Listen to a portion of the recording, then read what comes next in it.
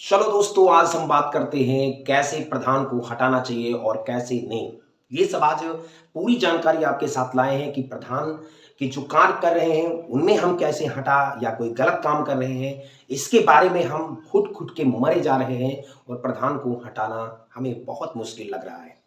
तो सबसे पहली बात हम क्या करेंगे कि प्रधान को हटाना है तो प्रधान हट भी जाएं, और कैसे हमें रखना है ये हमें जनता की आवाज पूरी जबरदस्त आज हम आपके लिए पूरी कंप्लीट वीडियो लेकर आए हैं।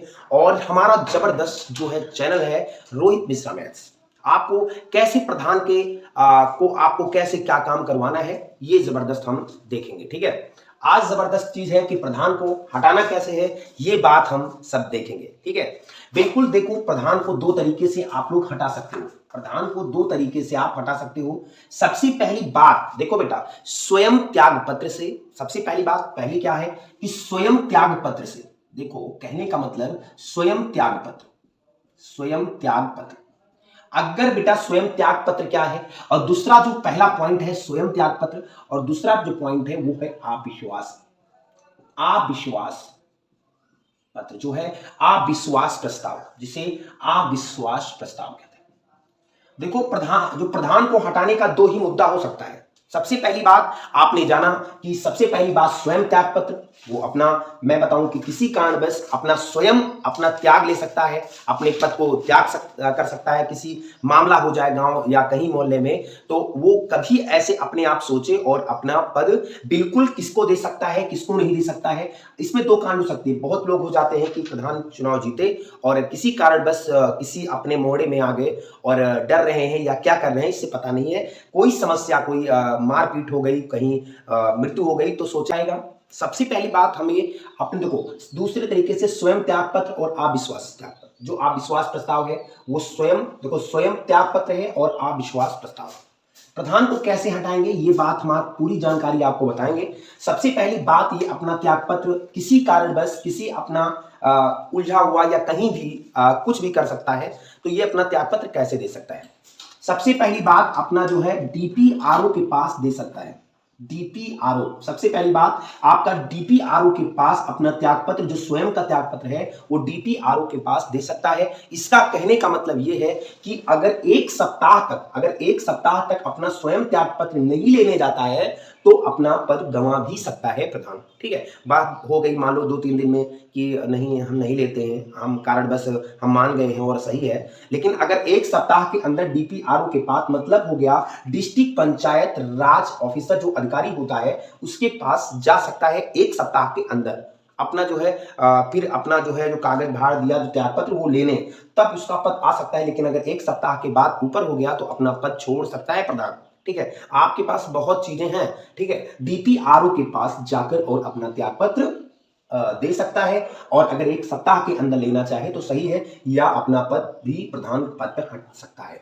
ठीक है, अब आते हैं, हम सब मिलते हैं एक सप्ताह के अंदर की बात किया जाए, फिर आ जाएंगे अविश्वास प्रस्ताव।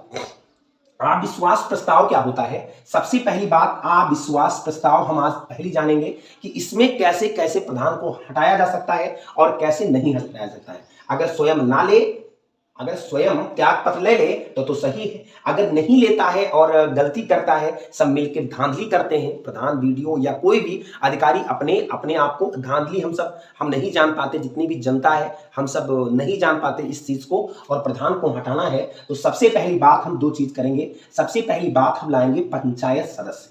देखो बेटा, पंचायत सदस्य क्या होता है? सबसे पहली बात पंचायत सदस्य हो गया। अगर मान लो पंचायत सदस्य, अविश्वास प्रस्ताव में सबसे भूमिका जो होती है वो पंचायत सदस्य की होती है। सबसे पहली बात, मान लो पंचायत सदस्य जो है 15 है, मान लीजिए अगर पंचायत सदस्य जो है 15 है, तो सबसे पहली बात मुझे वहां तक जाना पड़ेगा कि जैसे इन प्रस्ताव को लेकर, अविश्वास प्रस्ताव कब ले जा सकते हैं हम? जब ले जा सकते हैं, जब लाएंगे जब मेरे पास एक तिहाई सदस्य हमारे पास होना चाहिए। एक तिहाई सदस्य अगर नहीं है तो अपना प्रस्ताव नहीं ले सकते। ठीक है, कॉपी ले लीजिए अपनी। देखो, अगर आपके पास अविश्वास प्रस्ताव है और ये पंचायत सदस्य आपकी साथ दे रहे हैं तो क्या है, और हम कैसे ये अविश्वास प्रस्ताव ला सकते हैं? अगर हमारे पास 1/3 सदस्य हैं तो इसका मतलब तब हम अविश्वास पत्र ला सकते हैं। जैसे 1/3 सदस्य का मतलब कि अगर 15 का 1/3 हिस्सा करेंगे तो 3 पची 15, मतलब 5 सदस्य जो हैं वो अविश्वास प्रस्ताव लेकर और इस पे सिग्नेचर कर और हम इनको अविश्वास प्रस्ताव डीपीआरओ के पास दे सकते हैं। ठीक है, सबसे पहली बात डीपीआरओ हो गए और डीएम हो गए, तो हम अगर इस पे डीएम फिर डीपीआरओ या वीडियो ऐसे ऐसे हमारे एक श्रृंखला बनी रहती है, तो हम सबसे पहले बात लाएंगे कब, 1/3 सदस्य के द्वारा, और 5 सदस्य हमारे हित में हैं, कार्य सिग्नेचर कर दिए। सिग्नेचर अभी नहीं करना है, हम प्रस्ताव कब लाएंगे, 1/3 सदस्य से। सबसे पहली बात, अगर प्रस्ताव मुझे देना है अविश्वास का तो 1/3 सदस्य हम होंगे तभी दे सकते हैं अविश्वास प्रस्ताव। ठीक है, अच्छा अब ये लाना तो है, अलग की बात है, लेकिन कितने पंचायत सदस्य हमारे हित में होने चाहिए, ऑब्जेक्शन में जो एंटी पार्टी होती है, हमारे हित में कितने सदस्य होने चाहिए कि हमारे जो प्रधान है वो हट सकते हैं। बेटा सबसे पहली बात, 2/3 हिस्सा अगर हमारे पास प्रधान मतलब जो सदस्य हैं 2/3 मतलब 2/3 मतलब 3 में अगर 2 हिस्सा, इसका मतलब 2/3 का मतलब 2/3 अगर 15 का 2/3 निकाला जाए तो 3 पचे 15 2 मतलब 10 सदस्य हमारे पास अगर हैं तो राय जो हमारा जो अधिकार है अविश्वास प्रस्ताव है उससे हमारे प्रधान का हट सकता है। ठीक है, कोई भी प्रधान है तो अगर 2/3 हिस्सा अगर हमारे पास है तभी हमारे जो प्रधान होंगे अविश्वास प्रस्ताव लाने के लिए 1/3 और हटाने के लिए 2/3 हमारे पास होना चाहिए। अगर अपनी आवाज उठानी है तो हमारे साथ 1/3 होना चाहिए, मतलब 5 सदस्य होने चाहिए, और 2/3 का मतलब अगर मेरे पास 10 सदस्य हैं, अगर हटाना ही चाहते हैं तो 2/3 सदस्य हमारे पास होने चाहिए। अगर बहुत लोग हो जाते हैं कि पंचायत सदस्य मानते नहीं हैं, अब इसके साथ मिले हुए हैं 15 सदस्य हैं और आप प्रधान के साथ मिलकर वो भी घोटाला कर रहे हैं और आप अपनी आवाज नहीं उठा पा रहे हैं, तो हम परेशान हो जाते हैं। अब हमारे पास कोई विचार नहीं होता है कि हम कैसे प्रधान को हटाएं और क्या करें, हमारा दिमाग काम नहीं करता है।